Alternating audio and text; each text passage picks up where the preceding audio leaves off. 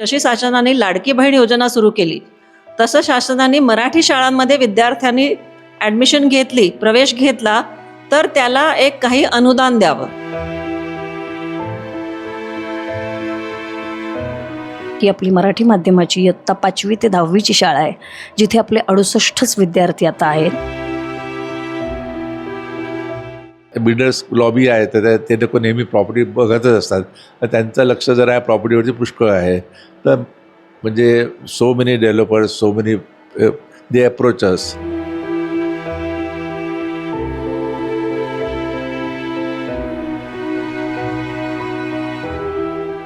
मुंबईचे आद्य शिल्पकार म्हणून नाना शंकर शेठ यांना ओळखलं जातं.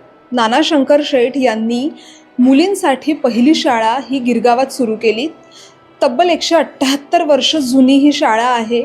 ज्या काळात मुलींनी शिक्षण घेणं हे चुकीचं मानलं जात होतं, त्याच काळात नाना शंकर शेठ यांनी मुलींसाठीच पहिली मराठी शाळा या गिरगावमध्ये सुरू केलेली होती.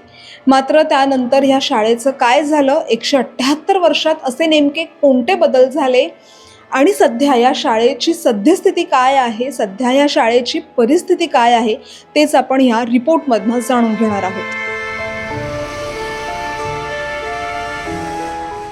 मुंबईच्या मराठी बहुल गिरगावात नवरोजी स्ट्रीटवर असलेली SLNSS म्हणजे student literally and scientific society या शाळेची इमारत जुन्या मुंबईच्या शिक्षण व्यवस्थेची साक्ष देत आजही उभी आहे. मुंबईत मराठी शाळांच्या अस्तित्वाचा प्रश्न आता या 178 वर्ष जुन्या शाळेबाबतही निर्माण झालाय. विद्यार्थ्यांच्या घटत्या पटसंख्येमुळे शाळा बंद होण्याच्या मार्गावर आहे. आपल्या शाळेचं नाव आहे SLNSS high school, students literary and scientific society.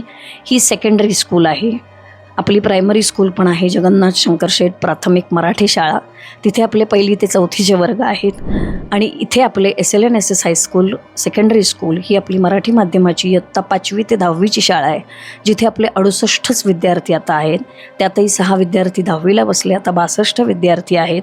62 विद्यार्थ्यांमध्ये बरेचसे शालाबाह्य आहेत आणि ज्यांचा फटका आम्हाला बसतो की त्यांची रोजची उपस्थितीसुद्धा नसते, आम्हाला जाऊन जाऊन त्यांना आणावं लागतं. तो हा थोडासा बिकट प्रश्न आमच्यासमोर असतो.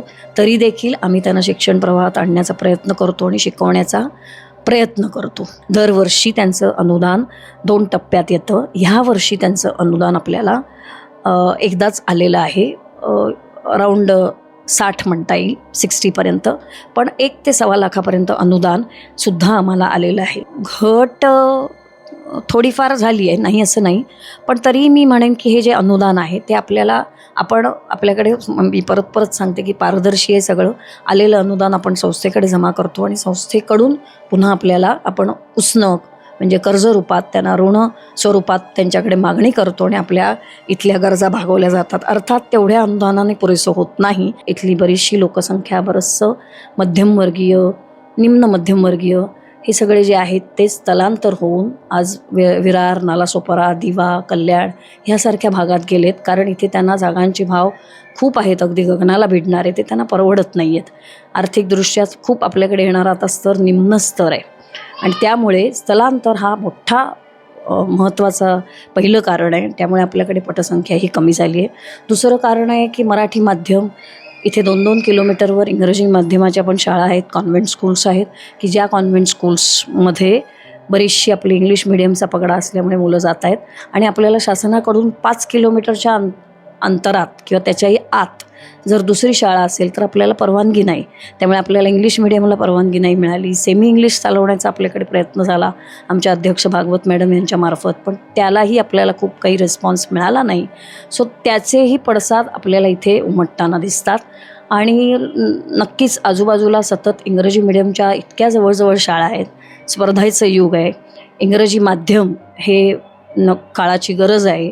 English is the window of the world. त्यामुळे मॅक्झिमम जे उच्च मध्यमवर्गीय पालक आहेत ते इंग्रजी माध्यमामध्ये घालत आहेत.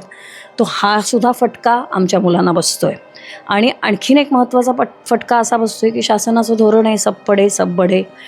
कोणालाही घ्या तुम्ही शिक्षण प्रवाहात, त्यांचं आधीचं बॅकग्राऊंड पार्श्वभूमी काहीही विचारू नका. त्यामुळे आपण रस्त्यावरची मुलं, झोपडपट्टीतली मुलं, खूप निम्न स्तर असलेली मुलं ही सुद्धा आपण शिक्षण प्रवाहात आणतो आहे. आता ही शिक्षण प्रवाहात आणतो तेव्हा एकीकडे शासनाचं म्हणणं असतं की त्यांची पार्श्वभूमी काहीही विचारू नका, त्यांना केवळ शिक्षण प्रवाहात येऊ देत, त्यांना ॲडमिशन द्या आणि त्यांना किमान ते विद्यार्थी पास होतील हे बघा. आता असं असल्यामुळे नॅचरली आपल्याला त्यांच्याकडनं कागदपत्रांची पूर्तता ही होत नाही. आधार कार्डासारख्या कागदपत्रांची पूर्तता, त्यानंतर त्यांचं दाखले नसतात, कारण त्यांना आधीचं कुठचंही शिक्षण नाही, आधीची कोणतीही शाळा नाही, त्यामुळे त्यांच्याकडे दाखले नसतात.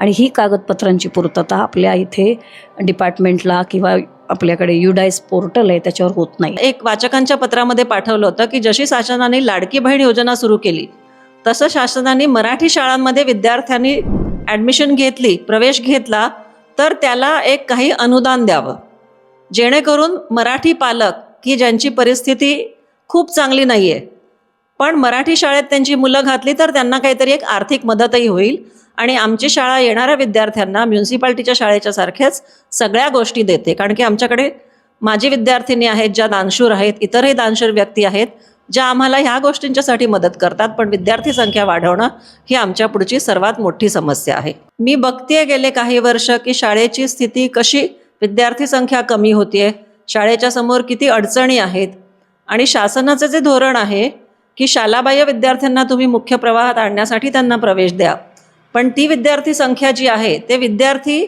आपल्या शाळेत नियमित येत नाहीत, त्यांच्याकडे आधार कार्ड नसतं, त्यामुळे त्यांचं अपार ID बनू शकत नाही आणि म्हणून मग शासनाच्याकडे कुठेतरी असं दिसतं की ह्या शाळेची विद्यार्थी संख्या त्यांना जी अपेक्षित आहे त्यांच्या संच मान्यतेसाठी ती दिसत नाही आहे आणि म्हणून ते संच मान्यतेच्या निकषांमध्ये गोष्टी बसत नाहीत, म्हणून ते शिक्षकांची संख्या कमी करतात.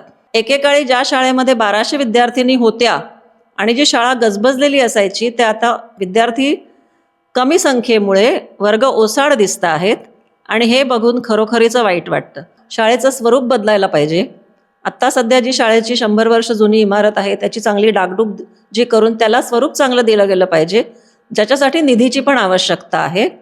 आणि इथला मराठी टक्का कमी झाला आहे आणि सगळ्यांचा ओढा इंग्रजीच्याच कडे आहे, त्यामुळेही पटसंख्येवरती आपल्या परिणाम होतो आहे. आणि तरीही आपल्या शिक्षिका रस्त्यावरती राहणाऱ्या मुलांना घेऊन येतात, काही NGOच्या थ्रू मुलांना घेऊन येतात, पण ती मुलं नियमितपणे शाळेत येत नाहीत आणि मग त्याचा परिणाम त्यांच्या शिक्षणावरती होतो. शासनाच्या प्रयत्नांनी जे धोरण आखलेलं आहे की 8वीपर्यंत मुलांना पास करा, मग त्यांचं शिक्षण कितीही झालं असेल किंवा त्यांना शैक्षणिक गुणवत्ता किती वाढ झाली असेल, तर ते देखील धोरण कुठेतरी मला वाटतं आपल्याला ही प्रगतीच्यासाठी रोखतंय. शाळेतील मुलांची पटसंख्या वाढावी यासाठी शिक्षकांसह माझे विद्यार्थी देखील प्रयत्नशील आहेत. शासकीय अनुदान या शाळेला मिळतं, मात्र शाळेची सद्यस्थिती पाहता शाळेला डागडुजीची नितांत गरज आहे. मात्र जे शासकीय अनुदान येतं ते यासाठी पुरेसं नाही. त्यामुळेच माझे विद्यार्थ्यांसह अनेक माणसं स्वेच्छेने शाळेला आर्थिक सहकार्य करतायत. दक्षिण मुंबईतील मोक्याच्या ठिकाणी ही शाळा असल्यामुळे शाळा ज्या जागेवर उभी आहे त्या जागेमध्ये खाजगी व्यावसायिक देखील इच्छुक असल्याची माहिती आहे. बिल्डर्स लॉबी आहे तर ते लोक नेहमी प्रॉपर्टी बघतच असतात, तर त्यांचं लक्ष जर या प्रॉपर्टीवरती पुष्कळ आहे. तर म्हणजे so many developers, so many they approaches आणि आम्हाला हे पाहिजे ते पाहिजे. Sometimes they have pressurize also, पण we have been able to face that की आम्ही तसं कोणाचं प्रेशर येऊ देत नाही. म्हणजे आता शाळा करायला बंद पडेल तर घेऊ असं तसं त्यांना वाटते, साहजिक आहे, पण ते आता तो त्यांचा प्रश्न आहे. त्याला कोणाला ते कमर्शियल प्रिमायसेस म्हणून यूज करणार असं. पण एनिवे तो आपला प्रश्न नाही, म्हणजे आम्ही ते काही एंटरटेन करत नाही आहे आणि आम्हाला ही शाळा चालवायची आहे. आधी नुसतं मुलींची होती, तर आता को एज्युकेशनची परमिशन मिळाली. पण आता प्रश्न असा आला की आम्ही म्हटलं की आम्हाला इंग्लिश मिडियम चालू करायला पाहिजे, ती काळाची गरज आहे आता इंग्लिश मिडियमचं. ते इंग्लिश मिडियम तुम्ही आम्हाला चालू करू द्या. तर अनफॉर्च्युनेटली त्याच्यात अजून आम्हाला सकारात्मक रिप्लाय येत नाही आहे.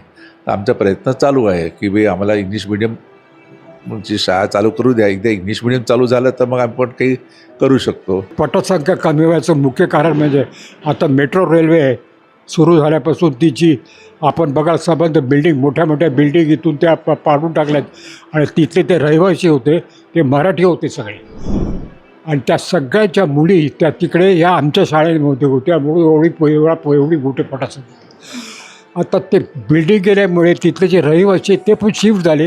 ही शाळा जाणार नाही. ही मुलींची शाळा आहे, पहिली मुलींची शाळा आहे. ती टिकवणार आम्ही कोणत्याही परिस्थितीमध्ये.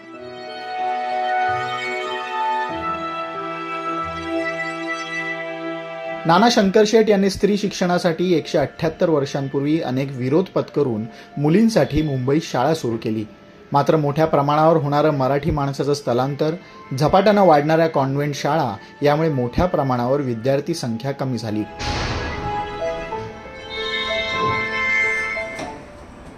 शासकीय अनुदानाच्या तुटवड्यामुळे शाळेच्या इमारतीमधील काही वर्गखोल्या बंद आहेत.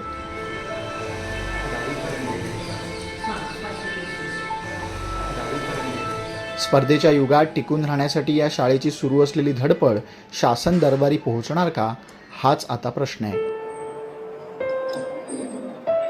मुंबई महानगरपालिकेची निवडणूक काही महिन्यांपूर्वी पार पडली आणि ही निवडणूक ज्या मुद्द्यावरून रंगली तो मुद्दा म्हणजे मराठीचा मुद्दा. आणि एकीकडेच मुंबईत मराठी शाळांचा मुद्दा तापलेला असताना किंवा एकीकडे मुंबईतल्या मराठी शाळांचं अस्तित्व किंवा राज्यातल्या मराठी शाळांचं अस्तित्व धोक्यात आहे, अशा पद्धतीच्या ज्या बातम्या आहेत त्या सातत्यानं माध्यमांच्या समोर येत आहेत, लोकांपर्यंत त्या पोहोचत आहेत.